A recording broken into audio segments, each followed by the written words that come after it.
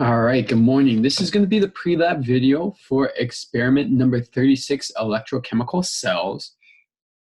And so what we're doing with this one is we're going to use an online simulation to fill in most of our information. There's only one part at the very end for part number 3 where I'm going to give you that data. Right, so you're going to fill this in just like usual. So you're filling in your experiment here. Right? And so it first starts off where you guys are going to do a standard cell potential between zinc and copper. So this whole first part, all the way up to when you need to write out the experimental voltage, you don't have to set anything up. You can go through and you should be able to just fill in this information from your half reactions of your zinc and your copper as you go through and fill that part in. When you're ready to do the online simulation, then you just click this link. It's going to open up a page that looks like this. And your left-hand side is pretty much going to be like your left-hand side of your picture. Your right-hand side, your right. And so we're going to go through and we're going to set up these cells. So for our first one, we can choose our electrodes. And so we can choose our zinc one. We can choose our solution. In this case, we're going to do zinc nitrate. Selected the wrong one. And then we can have our concentration down here for that solution. So you can see it's giving us our metal here. It's giving us a solution. On our right, because we're doing zinc and copper, we can do our copper metal. We can do our copper nitrate. And we can leave that solution there.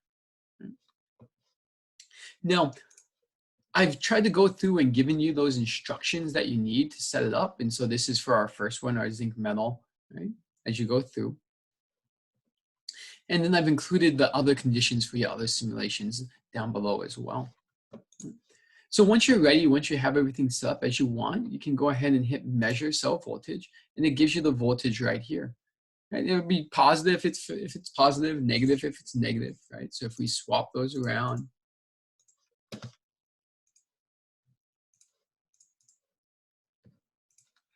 we can remeasure that voltage, and now we have the negative version. So as you set them up, you want to think that you're, just as you would be doing with our normal cell, we're going to have our left-hand side correspond to the left-hand side in your drawing. So think about, is that going to be your anode or your cathode? What direction should we have that in? Okay.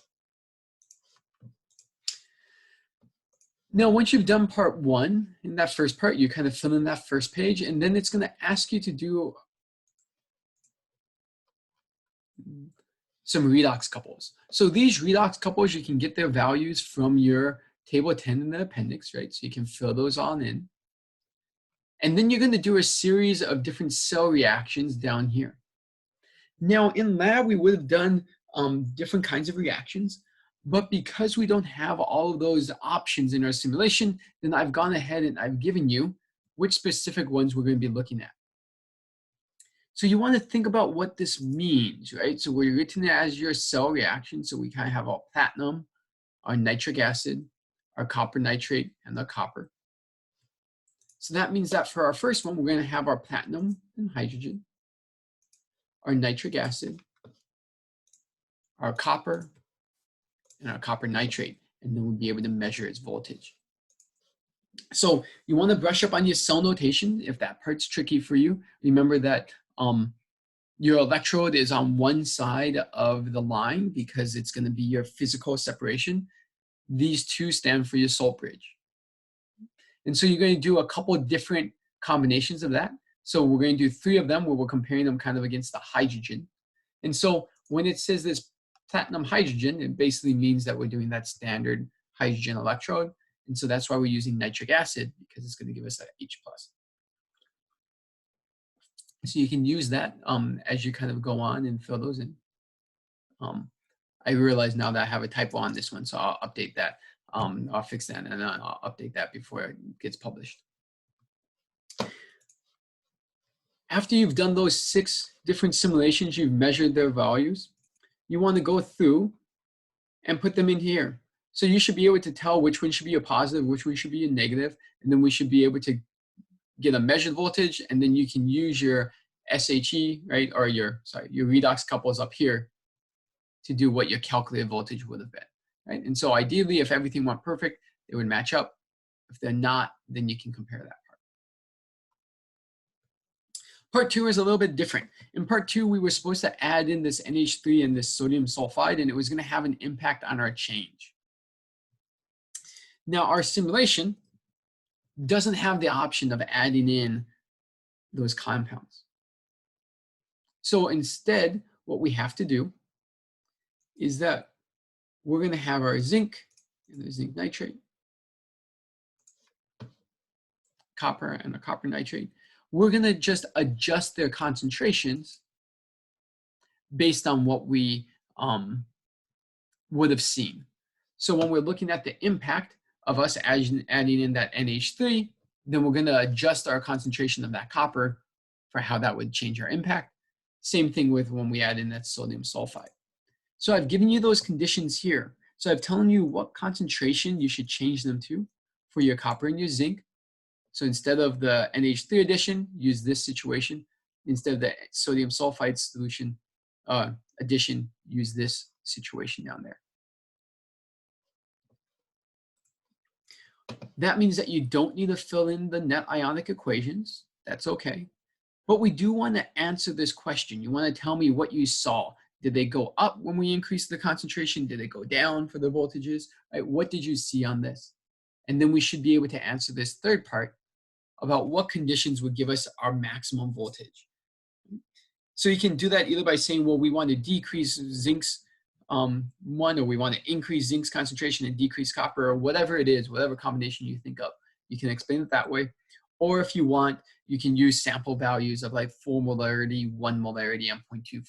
So then I can get an idea about which one you're trying to increase the concentration of, which one you decrease the concentration. Part 3 is all going to be data that I've given you. So we can't do part 3 at all through the online simulation. So you're going to get all of this from this data here. So I've given you the voltage of negative 0.279. And so now you can use that to calculate your KSP. You answer all of that. For the consider this, there's only one of those questions that we need to do. So we don't need to do this one with the Newton's equation. We don't need to do this one with the copper. What we do need to do is this one down here. So I do want you to set up a cell. And so you can either draw out the whole picture, or you can just give me your cell notation. That would be fine as well. And so that's what we're looking for experiment number 36. So this question from consider this, not these two. This value is going to be given, so that way you can do your calculations.